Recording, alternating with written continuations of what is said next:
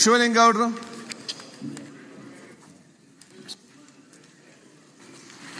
ನಾನೂರತ್ತನೇ ಜಿಕ್ಕೆ ಗುರುತಿನ ಪ್ರಶ್ನೆಯನ್ನ ಮಾನ್ಯ ಹಿಂದುಳಿದ ವರ್ಗಗಳ ಕಲ್ಯಾಣ, ಕನ್ನಡ ಮತ್ತು ಸಂಸ್ಕೃತಿ ಇಲಾಖಾ ಸಚಿವರನ್ನು ಕೇಳಲಿಕ್ಕೆ ಬಯಸ್ತೇನೆ. ಮಾನ್ಯ ಅಧ್ಯಕ್ಷರೇ, ಉತ್ತರವನ್ನು ಒದಗಿಸಲಾಗಿದೆ.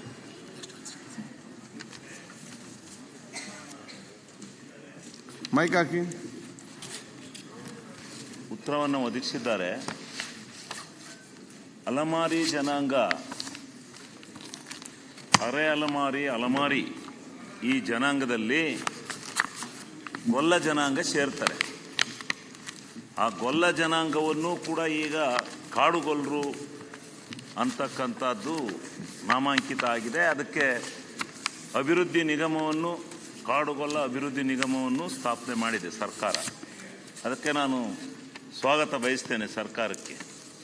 ಆದರೆ ಕಾಡುಗೊಲ್ಲರು ನಿಗಮಕ್ಕೆ ಕಾಡುಗೊಲ್ಲರು ಅರೆ ಅಲೆಮಾರಿಯಿಂದ ತೆಗೆದು ಇವಾಗ ಕಾಡುಗೊಲ್ಲರನ್ನೇ ಪ್ರತ್ಯೇಕ ಮಾಡಿದ ಮೇಲೆ ಅವರಿಗೆ ಕಳೆದ ಸಾಲಿನಲ್ಲಿ ಯಾವುದೇ ರೀತಿಯಾಗಿರ್ತಕ್ಕಂಥ ಅನುದಾನವನ್ನು ಈ ರಾಜ್ಯದಲ್ಲಿ ತೊಡಗಿಸಿಲ್ಲ.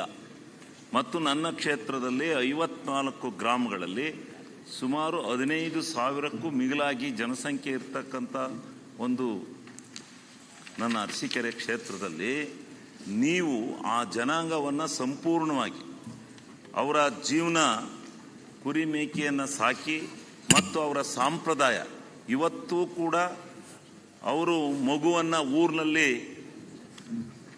ಜನನ ಮಾಡಲಿಕ್ಕೆ ಬಿಡೋದಿಲ್ಲ. ಊರಿನ ಹೊರಗಡೆ ಮಾಡ್ತಕ್ಕಂಥ ಸಂಪ್ರದಾಯ, ಸನಾತನ ಕಾಲದಿಂದ ಸಂಪ್ರದಾಯಬದ್ಧರಾಗಿ ಬಾಳಿರ್ತಕ್ಕಂಥ ಜನಾಂಗ.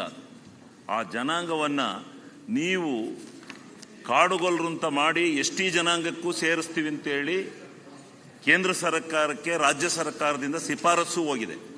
ಅದು ಕೇಂದ್ರ ಸರ್ಕಾರದ ಬಳಿ ಇದೆ.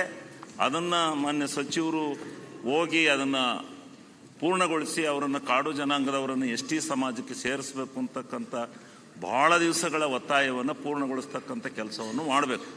ಅದ್ರ ಜೊತೆಗೆ ಇವತ್ತು ಕಾಡುಗೊಲ್ಲರು ಅಂತೇಳಿ ಏನು ನೀವು ನಿರ್ಧಾರ ಮಾಡಿದಿರಿ, ಅವರಿಗೆ ಪ್ರತ್ಯೇಕವಾಗಿರ್ತಕ್ಕಂಥ ಸೌಲಭ್ಯಗಳನ್ನು, ಮೂಲಭೂತ ಸೌಲಭ್ಯಗಳನ್ನು ಗಂಗಾ ಕಲ್ಯಾಣದಿಂದ ಹಿಡಿದು ಪ್ರತಿಯೊಂದು ವ್ಯವಸ್ಥೆಯನ್ನು ಕಾಡುಗೊಲ್ಲರಿಗೆ ಪ್ರತ್ಯೇಕವಾಗಿ ಮಾಡಬೇಕು ಅಂತಕ್ಕಂಥದ್ದು ನನ್ನ ಅಭಿಪ್ರಾಯ.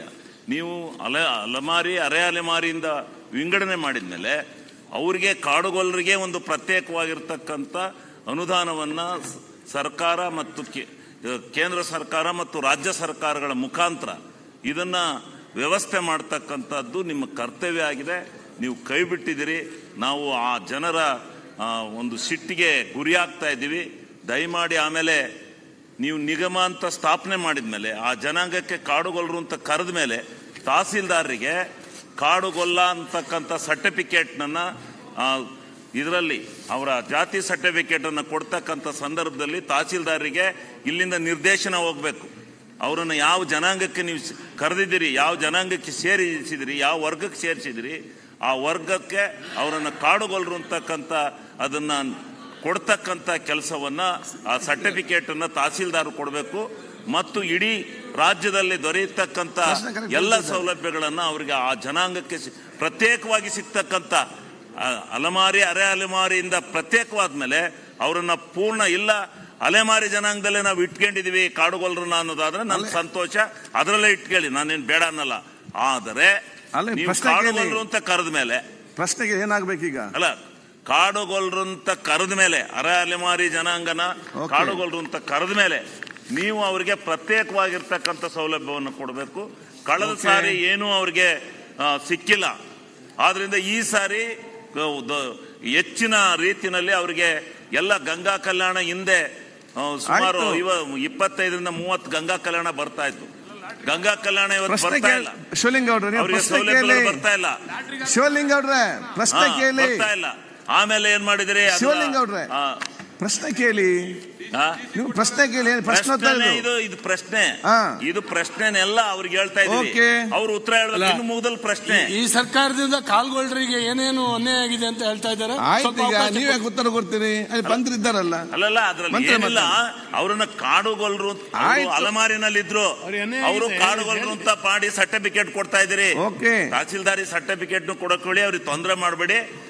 ಪ್ರತ್ಯೇಕವಾದಂತ ಅನುದಾನವನ್ನ ಆ ಸಮಾಜಕ್ಕೆ ನೀಡಬೇಕು. ಸಪರೇಟ್ ಇಡಿ ಅಂತ ಹೇಳಿ ಪ್ರತ್ಯೇಕವಾಗಿರ್ತಕ್ಕಂಥ ಅನುದಾನವನ್ನು ಕೊಡಬೇಕು. ಅವರೆಲ್ಲಾ ರೀತಿಯಿಂದಲೂ ಸಾಂಪ್ರದಾಯಬದ್ಧವಾದಂತ ಆ ಜೀವನ ಉತ್ತರ ಕೊಡ್ಲಿಕ್ಕೆ ಅವಕಾಶ ಕೊಡಿ. ಈಗ ಅವ್ರಿಗೆ ಹೆಚ್ಚಿನ ಆದ್ಯತೆನ ಕೊಡಬೇಕು ಅಂತಕ್ಕಂಥದ್ದು ಉತ್ತರ ನಮ್ಮ ಕೊಡ್ಲಿ. ಒತ್ತಾಯ. ಮಾನ್ಯ ಅಧ್ಯಕ್ಷರೇ,